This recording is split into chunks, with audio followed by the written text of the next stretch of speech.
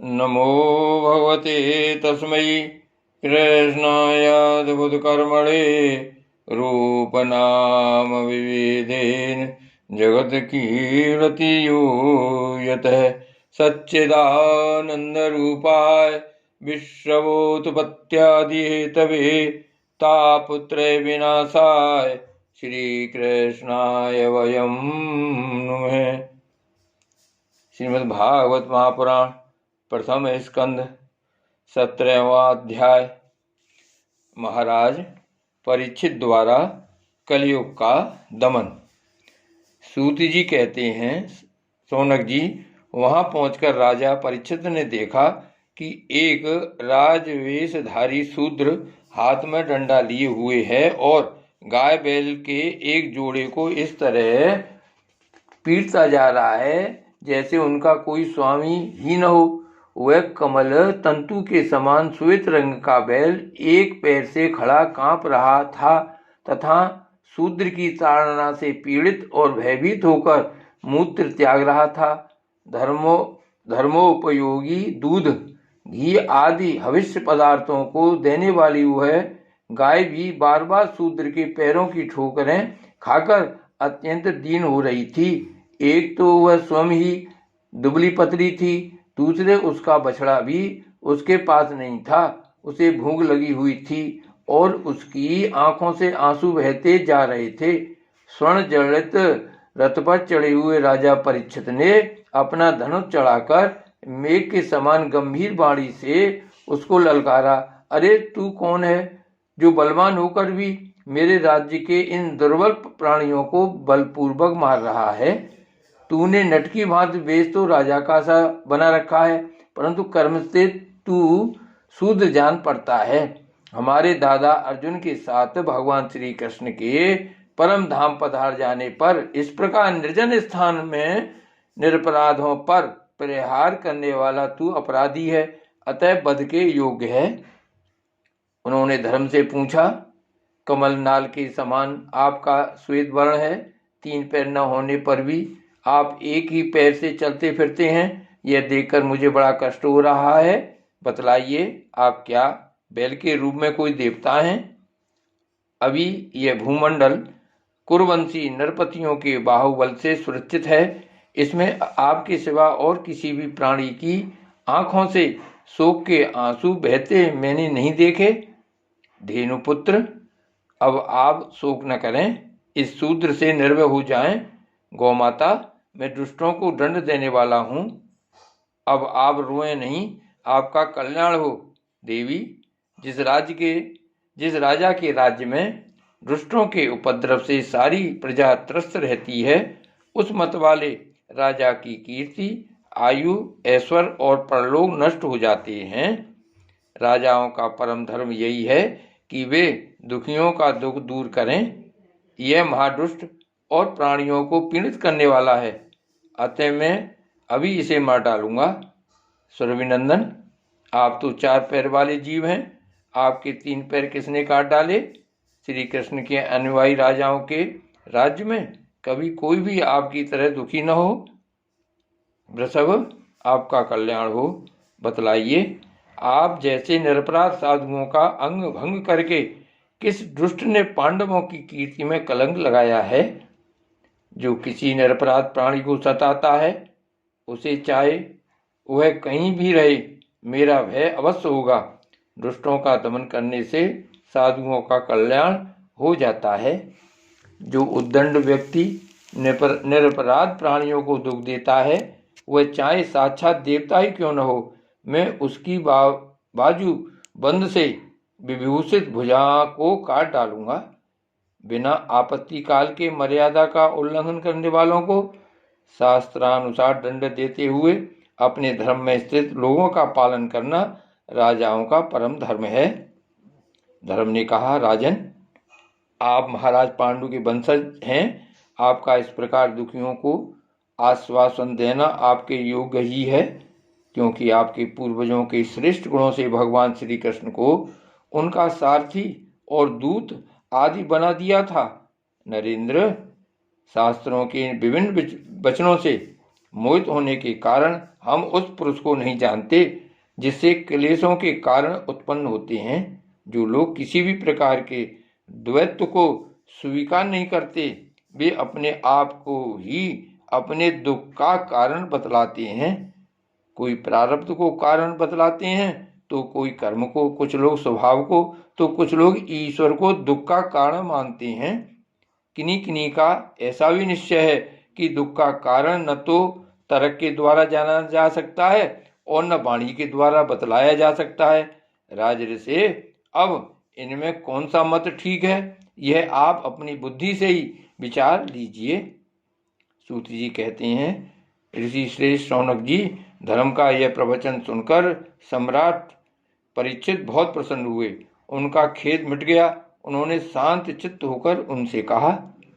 परीक्षित ने कहा, धर्म का तत्व जानने वाले वृषभदेव, आप धर्म का उपदेश कर रहे हैं। अवश्य ही आप वृषभ के रूप में स्वयं धर्म हैं। आपने अपने को दुख देने वाले का नाम इसलिए नहीं बताया है कि अधर्म करने वाले को जो नरकादि प्राप्त होते हैं, वे ही चुगली करने वाले को भी मिलते हैं।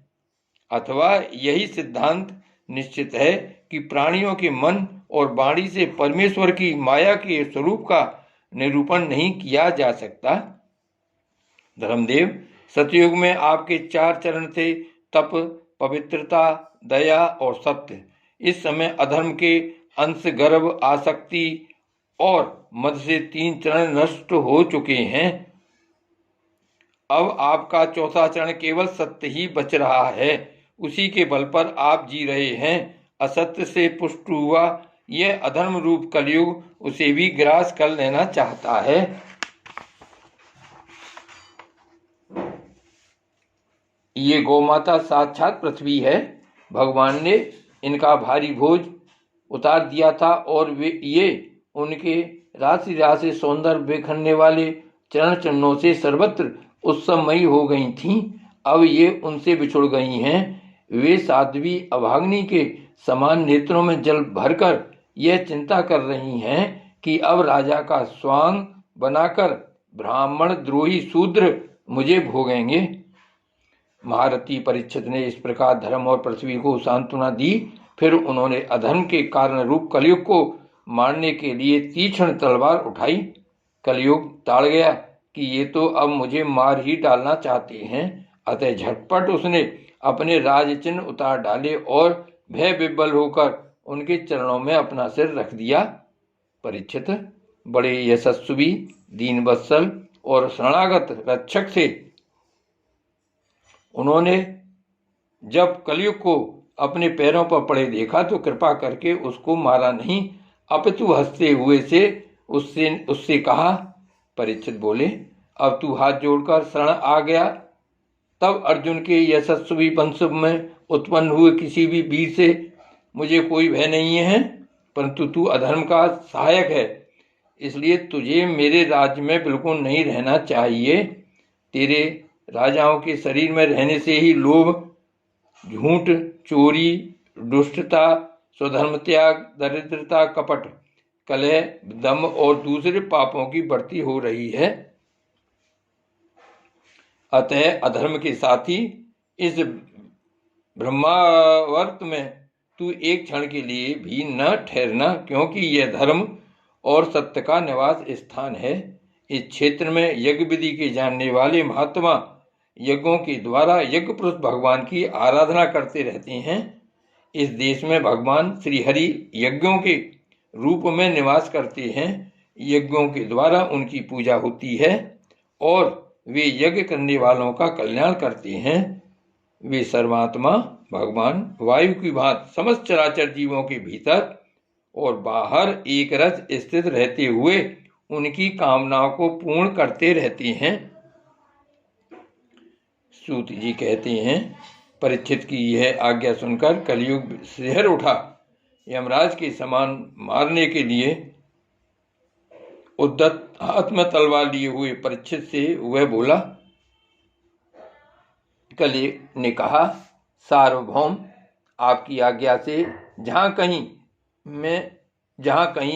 भी मैं रहने का विचार करता हूँ,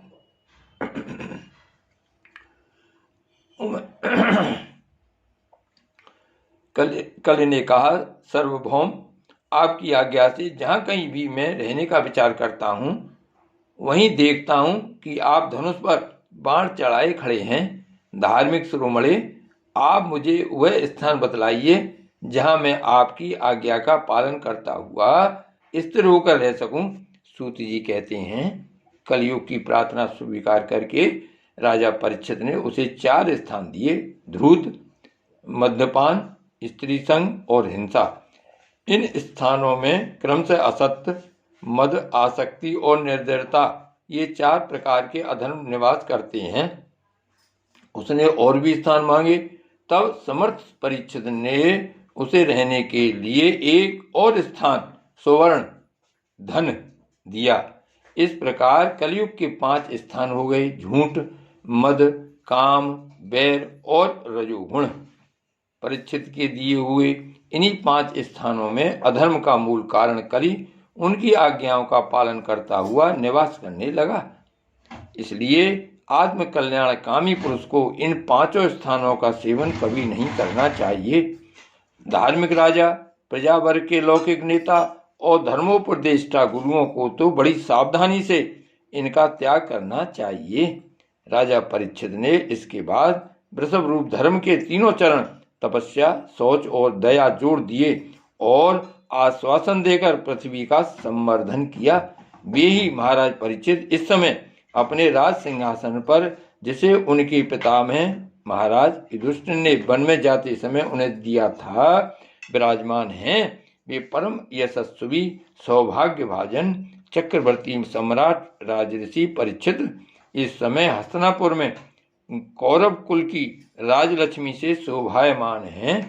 अभिमन्यु नंदन राजा परीक्षित वास्तव में ऐसे ही प्रभावशाली हैं जिनके शासनकाल में आप लोग इस दीर्घकालीन यज्ञ के लिए दीक्षित हुए हैं।